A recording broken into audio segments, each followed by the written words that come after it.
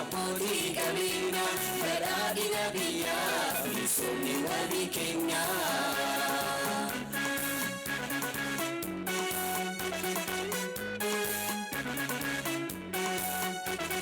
Bu'uura misoomaa guutummaan dhiyeessaa tarsiimoo dinagdee damee babal'isaa. Burqaa investimentii ofitti harkisa magaala eegalee shaggarin misoomsa magaala eegalee shaggarin misoomsa. Magaalaan Shaggar wirtuu misoomaa dinagdee fi teekinooloojii haaraa taatee kan hundeeffatedha. Giddugala industirii daldalaa fi ammayyaa ta'uudhaan jijjiirama barbaadamu fiduudhaaf tarkaanfii gurguddaa fudhachuu irratti argamti. Magaalaan Shaggar magaalaa yaadama badhaadhinaan qabattee hundoofte kun carraawwan gurguddaa qabdu addunyaatti agarsiisuuf akkasumas riqicha daldalaa fi investimentii cimaa ijaaruudhaaf Expoon Shaggar kun agarsiisa oomishaalee qofa osoo hin taane humna ijaarsa dinagdee keenyaa bu'uura ta'uu isaa kan agarsiisudha. Shaggar teessuma lafaa hawwataa potenshaala oomishaa guddaa kan qabduu fi investimentiif mijjooytuu kan taatedha. Agarsiifni har'aa kunis daldalli babal'atee ce'umsi teekinooloojii akka dagaaguuf hiree guddaa kan uumuudha. Mootummaan bu'uura guddina biyyaa investimentii ta'uu hubatee tarsiimoo carraa investimentii babal'isuu qopheessuudhaan abbootii qabeenyaa biyya keessaa fi biyya alaa hirmaachisuudhaan misooma keessatti gahee isaanii akka bahatan carraa babal'isaa jira. Investimentii Shaggar keessatti gaggeeffamu akka kaleessaa qonnaan bulaa kan buqqisu osoo hin taane qonnaan bulaa keenya hammachuudhaan investimentii keessatti qooda isaanirraa eegamu akka bahatan taasisuu kan of keessatti hammatedha. Walitti hidhamiinsi abbootii qabeenyaa waliin jiru cimsuudhaas ida'amni dinagdee biyyaa utubuu keessatti qooda isaanii akka gumaachaniif carraa bal'aa kan uumuudha. Kanaaf tajaajila investimentii si'ataa fi bu'aa qabeessa ta'e kennuun abbootii qabeenyaa kaapitaala qabaniin carraawwan investimentii Shaggar qabdutti fayyadamuun guddina biyyaa keessatti gahee qaban akka gumaachaniif hojii sosochii uumuu itti fufee hojjetamaa jira. Magaalli Shaggar erga hundaa'ee hojii investimentii baay'ee hojjeteera. Kanaafuu bara darbee investment expo jennee marsaa tokkoffaa gaggeessineerra.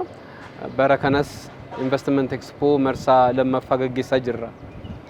Kaayyoon isaa maalinni nu erga hundeeffamnee karooyyuutti ergisannee hojii gurguddaa investimentii irratti hojjenneerra. Isarratti immoo bu'aa baay'ee arganneerra. Bu'aa kan beeksisuuf sagantaan kana fakkaatu baay'ee hin barbaachisa. Sagantaan kun hubannoo sadarkaa magaalaa keenyatti maal akka jiru hubannoo nuuf kenna.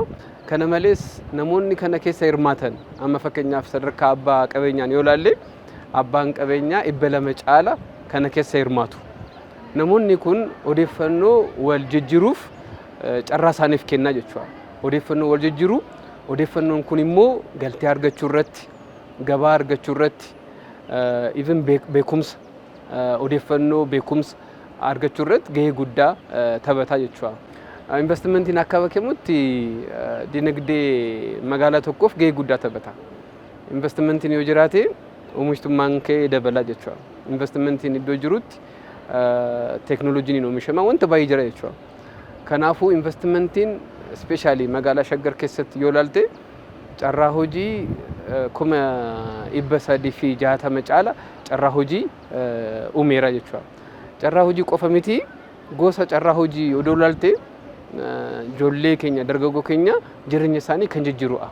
Amma iddoo baay'ee yoo ilaalte namni carraa hojii ofiisaa argachuu danda'a.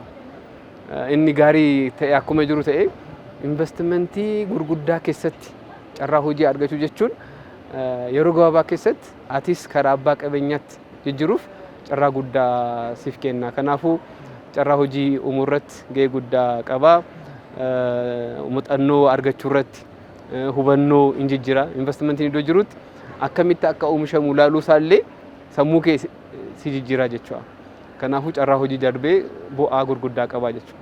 Bu'aa qabeessummaa investimentiin hundeeffama magaalaa Shaggar dura dhibbeentaa 42 qofa kan ture hojii bilchina qabu hojjetameen yeroo amma kana dhibbeentaa 57 akka gahu danda'amee jira.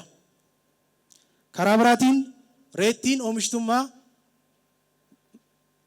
duraan ture dhibbeentaa 49 qofa kan ture hojii hojjetamaa tureen yeroo amma kana reettiin oomishtummaan keenya dhibbeentaa 65 irraa akka gahu taasisuu danda'amee jira. Kaayyoon Expo Investmentii Idilee kana bu'aawwan jalqabaman kana daran cimanii akka itti fufan waltajjiiwwan muuxannoo walirraa kan ittiin jijjiiraman foorumii abbootii qabeenyaa qopheessuun rakkoolee damee kana hiikuuf qaama dhimmi ilaalu wajjiniin kan ittiin mari'atamuu fi potenshaala investmentii magaalaa Shaggar beeksisuun investmentii biyya alaa kan harkisu ta'uudha. Karaa biraatiin yoo fudhannee ilaalle bu'a qabeessummaa investmentii mirkaneessuudhaaf hojiin hojjetamaa jiru gama kanaanis hojii bal'aadha. Magaalaa Shaggar keessatti yoo xiqqaate investmentiin dura ture magaalaa Shaggar utuu hundaa'in investmentii 4,000 qofa ta'uudha kan ture. Magaalaa Shaggar erga hundaa'e garuu yoo xiqqaate gara 5,230 olitti guddatee jira jechuudha. Kan amma simatamaa jiru osoo hin dabalatin. Kana jechuun maal jechuudha? Waggaa tokko simannaa kan jalqabne rakkoowwan adda addaa kana furuudhaaf hojii hojjechaa turre waan ta'eef simannaa kan jalqabne waggaa tokko asitti piroojeektii 1,000 ol simachuu jechuun magaalaan kun ammam investmentiidhaaf xiyyeeffannoo guddaa kennitee akka isheen jirtu kan agarsiisu ta'uudha. Ija dinagdeetti yeroo laallu investmentii duuba carraa hojii uumuutu jira. Investmentii duuba kaapitaala guddaa galmeessutu jira. Investmentii duuba walitti hidhamiinsa gabaa guddaatu uumama. Rakkoowwan gama kamiin iyyuu jiran kan furuu kan danda'u rakkoo qaala'insa jireenyaatu furama. Kanaaf kan magaalli sirnaan waan hubateef waan beekeef hooggansa olaanaa magaalaa keenya irraa kaasee investmentiidhaaf xiyyeeffannoo guddaa kennaniiti kan hojjetamaa jiru. Kana yeroo jennu jijjiiramni gama kanaan dhufaa jirus jijjiiramoota lakkaa'amuu danda'amudha. Waggaa tokko keessatti yoo xiqqaate nama 40,000-50,000 ta'uuf carraan hojii uumamaa jira. Haala mijeessuu fi wajjinis wal qabates yoo xiqqaate bara kana qofa keessa gara qarshii biliyoona 39 ta'u abbootii qabeenyaa keenyaaf liqiin akka mijatu goonee jira. Kun hundiyyuu maal agarsiisa walitti hidhame magaalli kun investmentiidhaaf akkamitti mijattu akka isheen taate. Magaalli kun abbootii qabeenyaa harkisuudhaaf xiyyeeffannoo guddaadhaan hojjechaa akka isheen jirtu. Magaalli kun haala mijataa kaleessan turre mijeessuudhaan investmentii malee magaalli ijaaramuu hin danda'u jedhee waan amanuuf investmentiin magaala tokkoof lafee dugdaatti jedhee waan amanuuf abbootii qabeenyaa keenyaaf haala mijeessuudhaan hojiiwwan gurguddaan akka hojjetamu gochuun danda'amee jira jechuudha.